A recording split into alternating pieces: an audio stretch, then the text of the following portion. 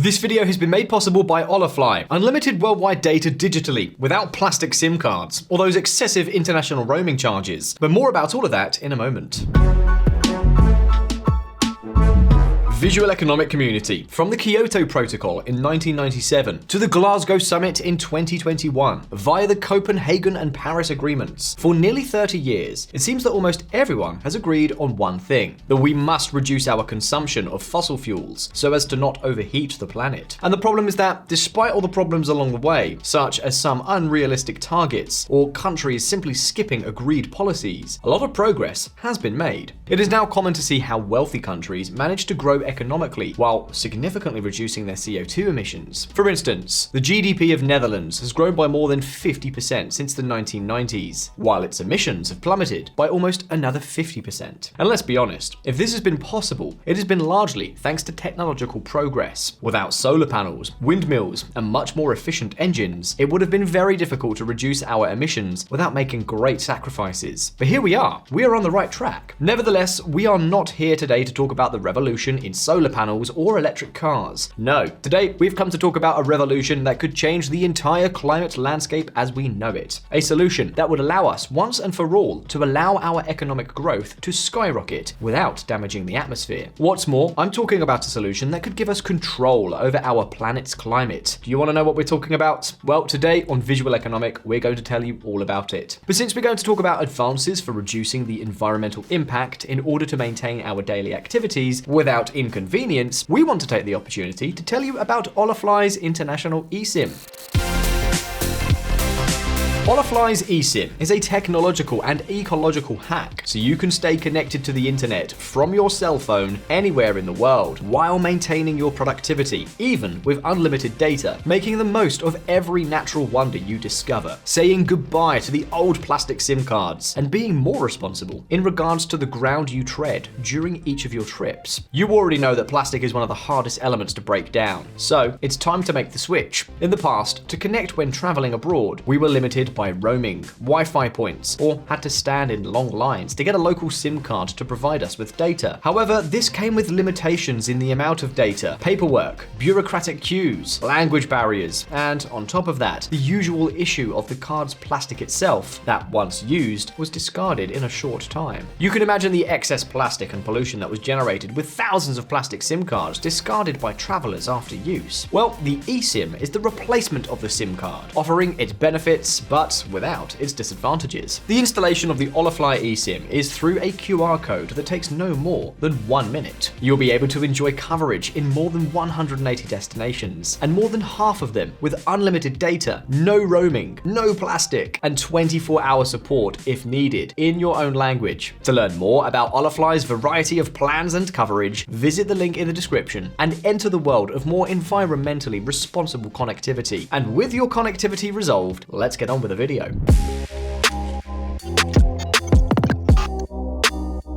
When talking about polluting industries, coal or natural gas power plants, airplanes, and even livestock farming are often mentioned. But as we've said, we've not come here to talk about solar panels or electric cars. We've come to talk about bigger issues. And guess what? There is one economic sector that plays a major role in global emissions, and that sector is the steel industry.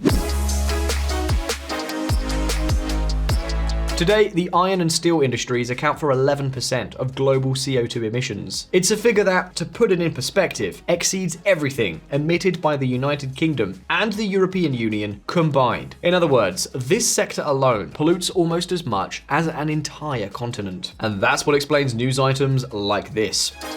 4 major global businesses, Iberdrola, Siemens Gamesa, Vattenfall BA Wind, and Volvo Cars, have today announced their commitment to 100% net zero steel. All of them have set ambitious interim targets of using 50% low-emission steel by 2030, setting a clear pathway to being net zero by 2050. There are several reasons why the metallurgic sector is such a polluter. For one thing, making steel requires huge furnaces that burn iron with coal, and burning coal is one of the most polluting things in existence. But on the other hand, in order to heat these ovens, an enormous amount of energy is needed, which in most cases, let's face it, doesn't come from solar farms. In other words, apart from electric cars and environmentally sustainable food, reducing emissions from the steel sector seems to be a top priority in the fight against global warming. But is it technologically possible to decarbonize this sector? After all, steel is made with coal. You can't decarbonize its production, right? Well, Visualeconomik viewers, this is where a revolutionary way of making steel comes into play: electric arc furnaces.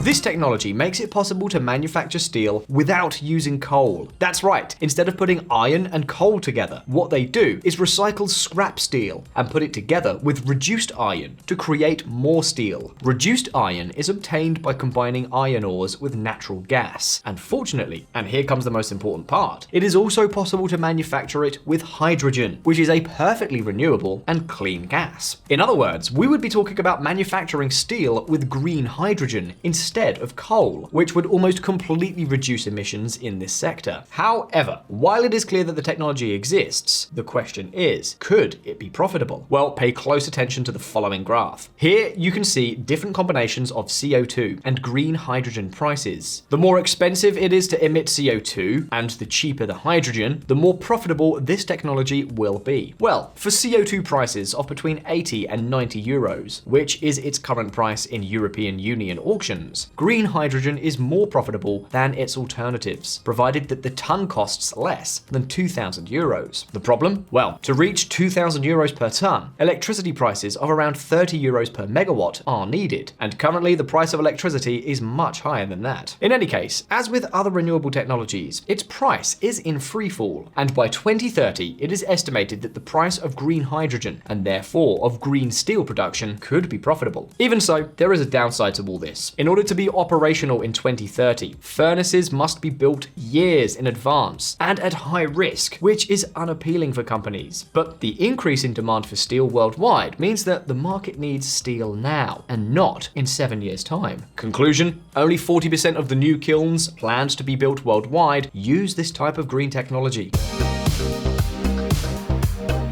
On the other hand, China and India, which are the absolute leaders in the steel industry, don't seem particularly interested in developing green steel. What they need is cheap, fast, and enormous production. Let's just say they're not too bothered about doing it in such a clean way. In conclusion, green steel may be a major win against emissions, but it certainly doesn't look like it will make a big dent, at least in the short to medium term. But as we said at the beginning of this video, what if we didn't really need to solve global warming by reducing emissions? In other words, when we talk about solutions to global warming, we always talk about emitting fewer gases into the atmosphere. But why don't we talk about manipulating the atmosphere as we please? Why don't we investigate ways to control the climate on a global level, as if it were one huge engineering task? Well, in fact, that kind of thinking does exist, and it is becoming an increasingly realistic option. What we are talking about is geoengineering. Weather gods?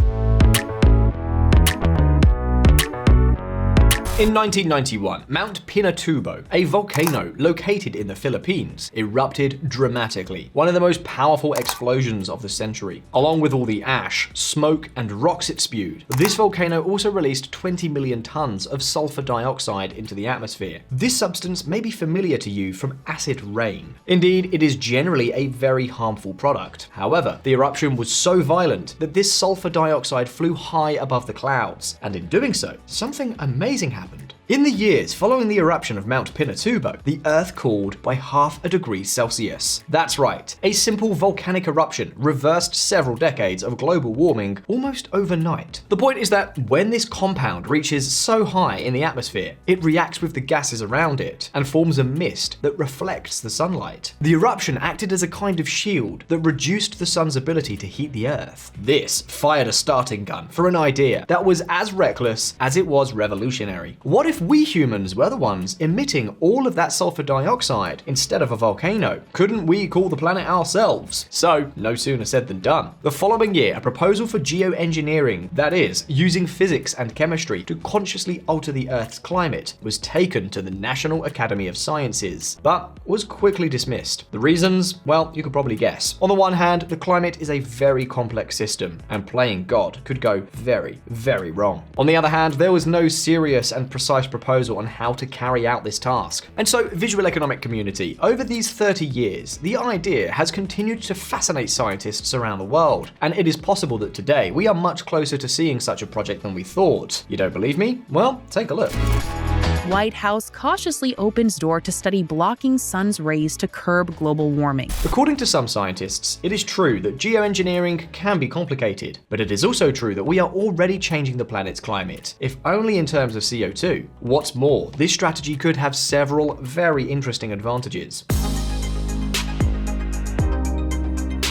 For starters, even if the planet stopped burning fossil fuels tomorrow, it would take about 30 years for the difference to be noticed in the Earth's climate, while blocking direct sunlight is a much quicker method. On top of that, as these shielding mists have a lifespan of only a few months, and also have a limit of accumulation in the atmosphere, we do not run the risk of going overboard and producing a whole artificial winter. So let's see, we are not scientists. The only thing we can tell you about the subject is that, at the very least, it is not something cooked up by 4 conspiracy nuts. For example, Ken Caldeira, a prestigious climate scientist who has worked on the International Panel on Climate and has more than 50,000 citations in his papers, and whom Bill Gates himself regards as his professor, tried to take down this idea, but all his studies ended up convincing him that he was the one who was wrong. Our philosophical bias was to show that this type of project would not work, but every simulation we did showed us that it would work. And obviously, none of these scientists advocate launching sulfur dioxide willy-nilly, but to start with small-scale pioneering projects in remote places like the South Pole and see how the local climate reacts. But let's get down to the accounts, which is what interests us on this channel. Is it really feasible to cool the planet in this way? Well, the first thing we have to answer is how much sulfur dioxide would be needed. Estimates vary considerably, depending on the objectives, but we are talking about, at most, 1 million tons per year. Yes, this sounds like a lot, but the truth is that it is only 0.5% of global emissions of this gas. To give you an idea, in 2018, sulfur dioxide emissions from cargo ships alone were about 14 million tons. And do you want a fun fact? When a tough regulation on the emission of these gases, which, keep in mind, are very harmful if they do not reach the stratosphere, was approved in 2020, emissions plummeted to 2 million tons, which warmed the planet by approximately 0.05 degrees Celsius. So, how much would all this cost? Well, one project estimated that building and operating 15 huge smokestacks to spew these gases overhead would cost about $150 million a year, and another $100 million in fixed costs. Okay, now sit down because it's time to put this figure in context. To cool the Earth by such an amount simply by ceasing to emit CO2 would cost $1.2 trillion each year. We are talking about a program 8,000 times more expensive, and even if the smokestack plan were wildly optimistic, there's another project that intends to use hot air balloons. These balloons could send up a kilogram of sulfur dioxide for as little as 35 cents, and this compound is so potent that 1 kilogram can offset the emission of an entire ton of CO2. Again, to put this figure into context, using the latest technology in CO2 sequestration, we would need at least $1 million to sequester a ton, and these balloons would do it for 35 cents. Overall, the founders of this project estimate that they could reverse 200 years of global warming for less than $350 million per year. We want to make it clear that we don't know if these plans could work or not. The only thing we can tell you is that the cards are on the table. And right now, both companies and governments are seriously considering these types of options. Of course, here on Visualeconomik, we have told you hundreds of times that things are often a lot more complex than they seem. Think back to how many times we told you, this must be too good to be true. However, it is also true that very occasionally, these kinds of solutions, almost magical ones, do exist. 150 years ago, a doctor who was labeled a madman found a method that could save hundreds of thousands of lives virtually free of charge. This solution did not consist of using some miracle drug or subjecting patients to a novel operation. Much simpler. All Dr. Semmelweis proposed was that physicians wash their hands before treating their patients. Be that as it may, at this point, it's time to ask you, what other technological solutions to climate change do you know of? Do you think China and India will eventually transition to a more sustainable metals industry? Could all this geoengineering really work? You can leave me your answers in the comments. And as always, don't forget that here on Visualeconomik, we release new videos every week. So subscribe to this channel, hit the little bell so you don't miss any of our updates. If you liked this video, like it, and I'll see you in the next one. All the best, see you next time.